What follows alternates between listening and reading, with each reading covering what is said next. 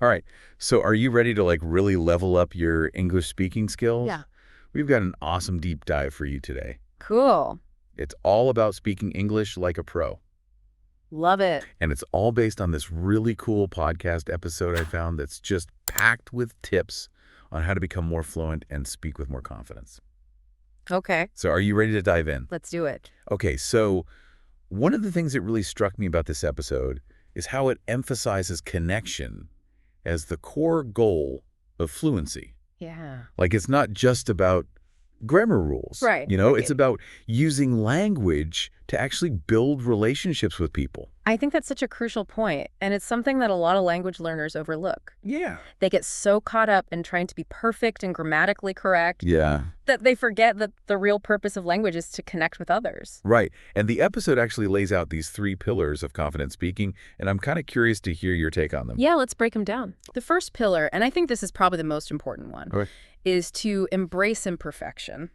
Yep. The host of the podcast really drives home the idea that mistakes are inevitable. Everyone makes them, Oh, yeah. even native speakers. boy. In fact, research has shown that the fear of making mistakes is actually one of the biggest roadblocks to fluency. It's so true. I remember when I was trying to learn French. Yeah. I would get so tied up in knots trying to say everything perfectly. Right. And then I would just end up completely tongue-tied. Exactly. And that's why it's so important to shift our focus from perfection to progress. Okay. Think of it like learning any new skill. Mhm. You wouldn't expect to be like a concert pianist after a week of practicing, right? No. It takes time, it takes effort, and it takes a lot of patience. Yeah. And the same goes for language learning. That makes a lot of sense. So instead of beating yourself up over every little mistake, Mm-hmm. celebrate the small wins along the way. Yeah, I like that. Each correct sentence, each new word you learn, each time you're able to understand a native speaker, Mm-hmm. those are all victories worth celebrating. Okay, so the second pillar is immersion.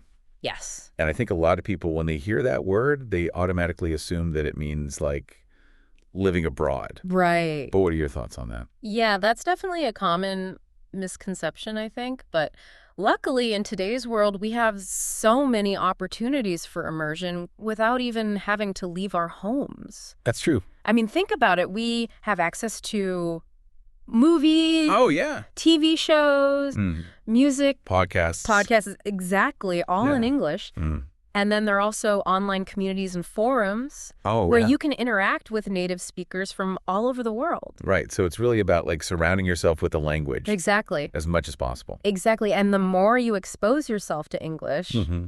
the more natural it will start to feel. Yeah, I like And that. the easier it will be to start thinking in English. Right. Okay, so then there's the third pillar, strategic speaking, Yes. which seems like it's all about having a plan for your practice. Absolutely. This pillar goes beyond just expanding your vocabulary. Okay. It encourages listeners to really hone in on the nuances of spoken English. Things like pronunciation rhythm and intonation, Yeah. and even learning common conversational phrases. Yeah. Remember when I first started learning English, I would record myself speaking, and I was shocked by how many filler words I was using. Yeah, and like. Exactly. And I was like, oh my gosh, I had no idea. Right. But by becoming aware of those habits, Yeah. I was able to start breaking them, Right. and my speech became much more fluent as a result. That's a really good tip. Thank you. I like that a lot.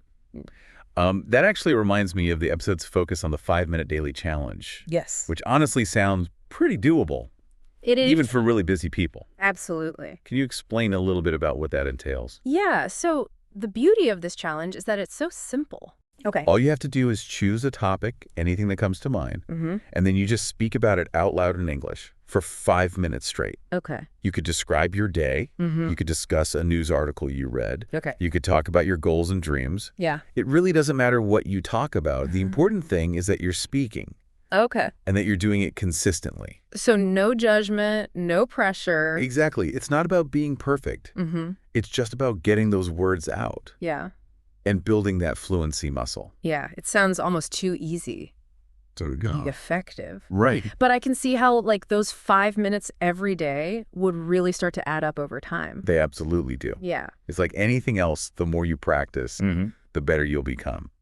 So if we connect this back to the listener's goals, Yeah. imagine the impact of consistently incorporating these techniques into their lives, Right? it's not about achieving perfect fluency overnight.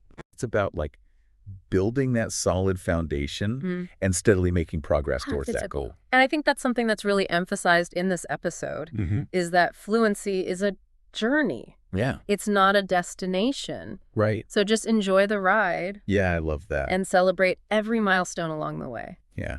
So as we're wrapping up, I'm just kind of curious, what are some creative ways that listeners can actually fit this 5-minute challenge into their already like busy routines? That's a great question, and I think it's something that everyone struggles with, finding the time. Right. But I really believe that if you're committed to improving your English speaking skills, you can find those 5 minutes. Okay. Think about your commute, your lunch break, Yeah. even those moments when you're cooking dinner or walking the dog. Mm. There are pockets of time throughout the day Yeah. where you can squeeze in those 5 minutes I like that. of English practice. All right. So it's all about being creative and finding those little moments. Yes, exactly. Excellent. Well, I think this has been a really awesome deep dive. Me too. And hopefully it's given our listeners some really practical tips Yeah. on how to improve their English speaking skills. And remember, Yes. it's not about being perfect. It's about making progress. Well said. So get out there, practice speaking, and have fun with it.